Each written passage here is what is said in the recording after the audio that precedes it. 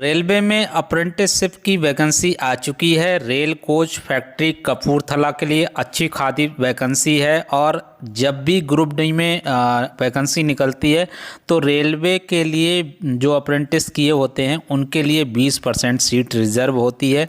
यही railway apprenticeship करने का बेनिफिट होता है, इसलिए बच्चे रेलवे से अप्रेंटिस करते हैं, मतलब उनको नौकरी ग्रुप डी में प्रेफरेंस मिलता है।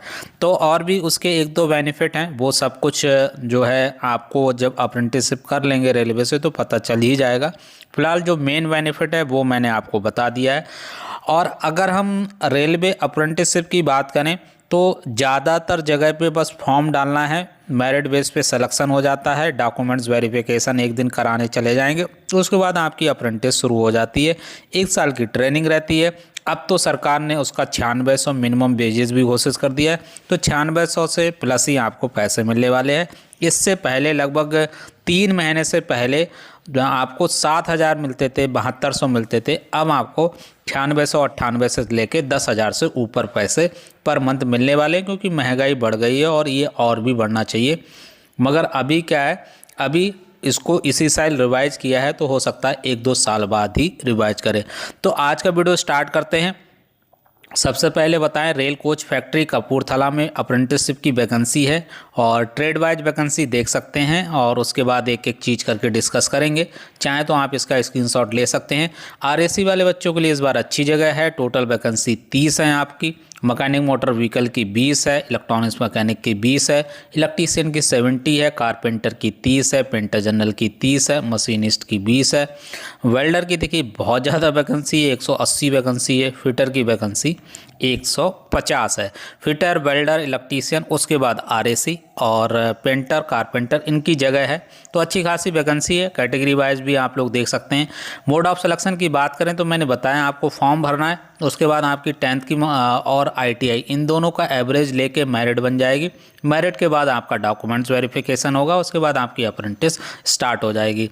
बाकी जो आपको एक मेडिकल देना होगा, उस मेडिकल का फॉर्मेट भी इसी पे इस पीडीएफ के अंदर है, तो पीडीएफ भी आपको प्रोवाइड कर दूंगा। पीडीएफ आपको टेलीग्राम ग्रुप में मिल जाएगी। लिंक आप लोग इस वीडियो के डिस्क्रिप्शन बॉक्स में, साथ में स्क्रीन पर आप जो है क्यूआर कोड देख सकते हैं। इससे आप टेलीग्राम ग्रुप ज्वाइन कर लें, वहाँ पर पीडीएफ भेज दूंगा। तो और भी चीज़ ध्यान देने वाली ये है कि आपको मेडिकल जो सर्टिफिकेट है वो गजेटेड जो है डॉक्टर से ही बनवाना है। एमबीबीएस से आप लोग बनवाएंगे, चाहे वो सेंट्रल का हो, चाहे वो जो भी पद यहाँ पर लिखा हुआ है, चाहे स्टेट हॉस्पिटल हो चाहे प्राइवेट हो, तो असिस्टेंट सर्जन ऑफ सेंट्रल या स्टेट होना चाहिए, उससे नीचे नहीं होना चाहिए। एलिजिबिलिटी कंडीशन में देख लीजिए, उम्र आपकी 15 से 24 होनी चाहिए। उम्र 7 जनवरी 2026 के बेस पे कैलकुलेट होने वाली है। और देख सकते हैं कि एससी एसटी वालों को 5 साल का, ओबीसी को 3 साल का, दिव्यांग छात्रों को 10 साल का, एक्स सर्विसमैन को भी 10 साल का एज रिलैक्सेशन है यहाँ पर।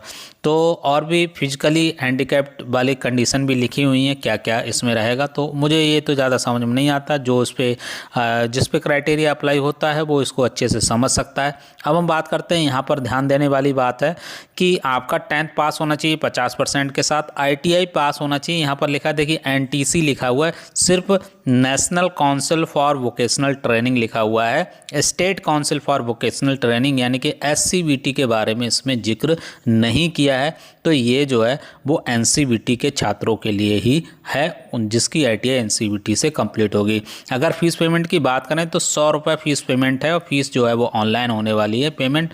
और उसमें भी बहुत सारे एग्जप्शन हैं, जिसमें एससी एसटी दिव्यांग वुमेन कैंडिडेट को छोड़ के, मतलब जनरल कैंडिडेट और ओबीसी में मेल कैंडिडेट, इन्हीं दोनों लोगों की फ़ीस लगने वाली है। अप्लाई कैसे करना है, वेबसाइट यहाँ पर दी है, चाहे स्क्रीनशॉट ले सकते हैं, चाहे www.rcfindianrailways.gov.in ये वेबसाइट है। इस वेबसाइट पे जाके आप फॉर्म भर सकते हैं। इसमें 2 नोट लिखे हुए हैं, ये नोट बहुत इंपॉर्टेंट है। आप जो भी डिटेल भरेंगे अप्रेंटिसशिप के फॉर्म में, उसमें आपके नाम, आपके पिताजी का नाम, date of birth exactly match होना चाहिए आपके मार्टिकुलेशन यानी कि 10th की मार्कशीट से परफेक्टली मैच होना चाहिए। 10th की मार्कशीट में जो भी लिखा है सही लिखा है, सही गलत लिखा है वही डेटा आपको भरना है। दूसरा यहाँ पर देख सकते हैं एक active mobile number, mail ID आपकी ज़रूरी है, जो कि लगभग सबकी होती है। फिर आप जो भरेंगे फॉर्म उसका आपको एक प्रिंट आउट लेके रखना है। बहुत सारे बच्चे ये भी गलती करते हैं, क्योंकि डॉक्यूमेंट्स वेरिफिकेशन में वो चीज़ आप लोगों से मांगी जाएगी। क्या क्या चीज़ रखना है फॉर्म भरने के लिए ज़रूरी है? फोटोग्राफ स्कैन किया हुआ, scan copy of your signature image, last date of receiving application, 2 ही चीज़ इसमें रिक्वायर्ड है। बाकी 7 जनवरी 2026 को तक आप जो है फॉर्म भर सकते हैं, ये इसमें लिखा हुआ है। तो लास्ट डेट 7 जनवरी 2026 है, उससे पहले पहले फॉर्म भर दीजिए। जो भी ट्रेनिंग पीरियड और स्टाइपेंड है वो अप्रेंटिस एक्ट 1961 के अनुसार ही रहने वाला है। मेडिकल फिटनेस सर्टिफिकेट की बात करें तो नीचे उसका एक सैंपल दिया हुआ है, वो सैंपल अभी आपको दिखा दूंगा। नॉर्मल सा सैंपल है, उसी को प्रिंट आउट करके उसको सरकारी किसी भी संस्थान से बनवा सकते हैं। फिर इम्पॉर्टेंट इंस्ट्रक्शंस देख लीजिए, ये बहुत ज़्यादा क्रिटिकल नहीं है, नॉर्मल सी बातें जो लिखी रहती हैं वही हैं। चलिए हम मेडिकल सर्टिफिकेट दिखा देते हैं।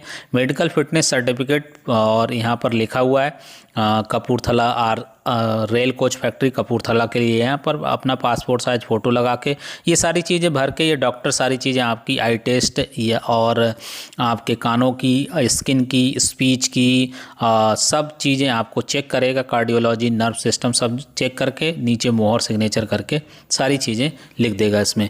तो ये जो PDF मैं आपको टेलीग्राम ग्रुप में दे दूँगा, आप स्क्रीन पर उसका QR कोड देख सकते हैं, ज्वाइन कर लीजिए, वहाँ पर मैं आपको भेज दूँगा। बाकी वीडियो ज़्यादा से ज़्यादा फॉरवर्ड करिए और वीडियो को लाइक, चैनल को सब्सक्राइब अवश्य कर दीजिए। इस वीडियो में बस इतना ही, धन्यवाद।